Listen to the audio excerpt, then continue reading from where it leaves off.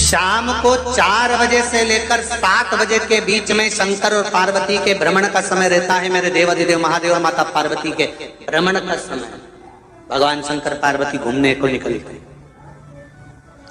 इसलिए हमारा सनातन धर्म कहता है शाम के समय पर माताओं को झाड़ू नहीं लगाना चाहिए, शाम के समय पर माताओं को चूड़ी बिछिया नहीं बदलना चाहिए, शाम के समय पर माताओं को मांग में सिंदूरा नहीं भरना चाहिए, शाम के समय पर माताओं को बाल नहीं बांधना चाहिए, शाम के समय पर माताओं को चौखट पर नहीं बैठना चाहिए। उसका कारण क्या है?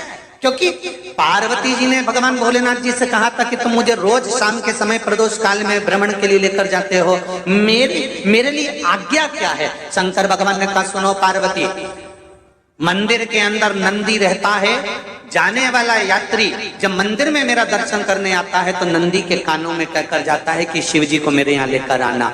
मैं नंदी के अनुसार उनके घर जाता हूँ, मेरा काम है उनका कल्याण करना और तेरा काम है उनके घर की नारी को अखंड सौभाग्यवती का वर प्रदान करना, ये तेरा काम। तब पार्वती माता ने कहा अखंड सौभाग्यवती होने का वर मैं तो दे दूंगी, पर उस समय पर माताएं चूड़ी बदल रही होगी, हाथ से चूड़ी निकाल रही होगी, तुम्हें वर कैसे दे सकती हूँ? मांग भर रही होगी, तुम्हें वर कैसे दे सकती हूँ? उस समय पर चूड़ी बिछिया बदला जा रहा होगा, तो मैं वर कैसे दे सकती हूँ? उस समय पर झाड़ू लग रही होगी तो मैं लक्ष्मी को वहां कैसे भेज सकती हूँ? आप बताओ। तो शंकर भगवान ने कहा प्रदोष का समय एक ऐसा समय होता है, शाम का समय ऐसा होता है जिस समय पर केवल शंकर और पार्वती की आराधना का समय होता है।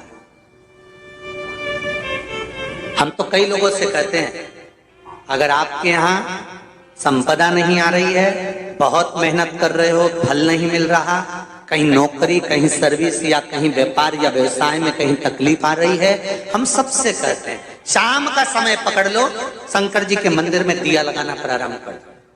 शिव मंदिर में अगर दिया नहीं लगा रहे हो तो बेलपत्री के पेड़ के नीचे दिया लगा। बेलपत्री और शंकर जी के मंदिर में दिया नहीं लगा रहा तो शंकर जी के मंदिर के बाहर चौखट पर दिया लगा।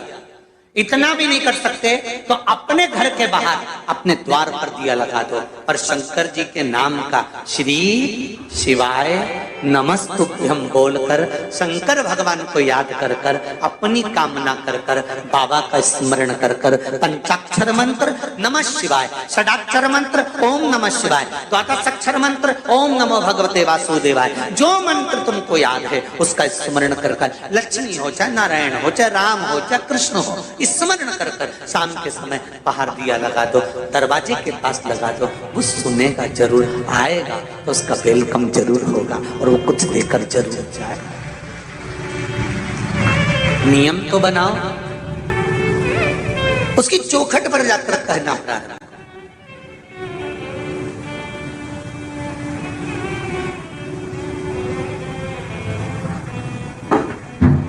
बृहस्पति महाराज ने कहा कि शाम का समय जो प्रदोष का समय होता है उस समय पर इंद्रदेव तुम शंकर जी की आराधना करो। शिव आराधना से शंकर जी जो मार्ग प्रशस्त करेंगे, शिव आराधना से जो शंकर जी कहेंगे वो तुम करना। ठीक है, आराधना करी बाबा भोलेनाथ जी।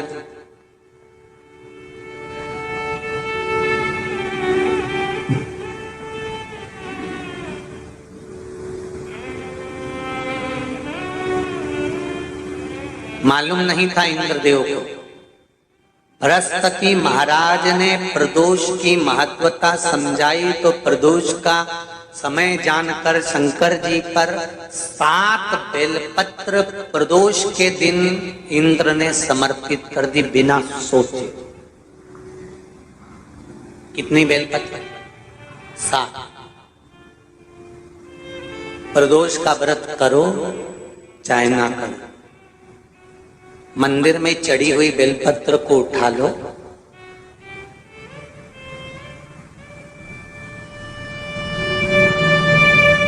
बेलपत्र का ब्रह्म कमल बना लो,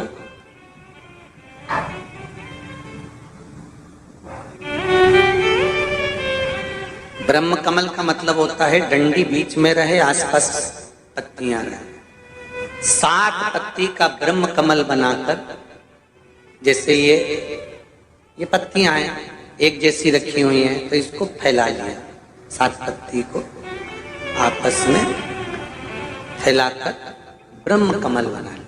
प्रदोष का व्रत करें ना करें, जरूरी नहीं है कि वृक्ष से ही पत्ती लेकर आओगे तो ही शंकर जी को चढ़ाओगे।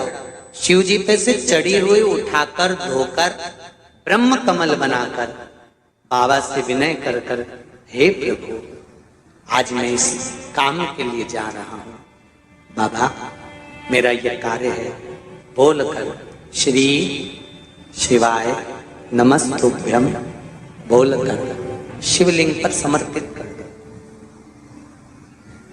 दिन भर के प्रदोष व्रत का फल बाबा एक बेलपत्री समर्पित करने पर ही प्रदान कर देता है।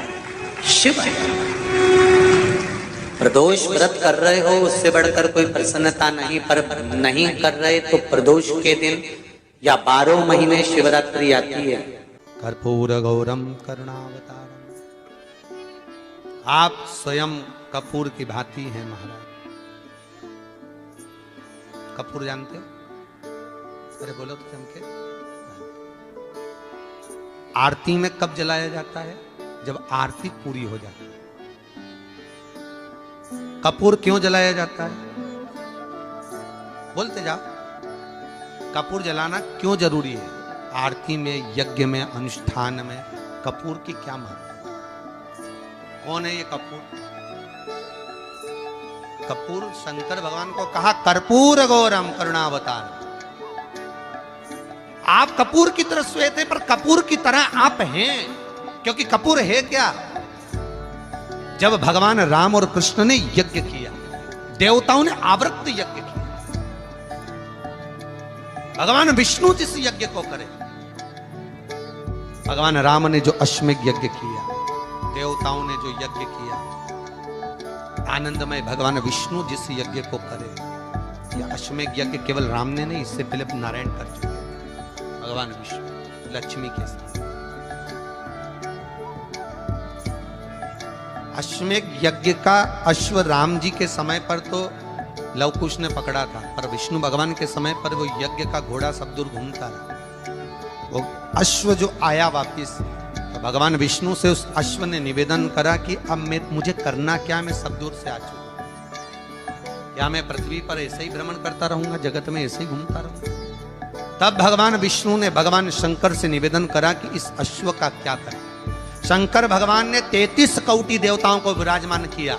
शंकर अपने अंदर 33 कोटि देवताओं को बिठाकर, तब भगवान शंकर ने हाथ में गंगा का जल लेकर उस अश्व पर छोड़ा, तो उसको कपूर बना दिया। कपूर बनाकर उसको यज्ञ में समर्पित कर दिया।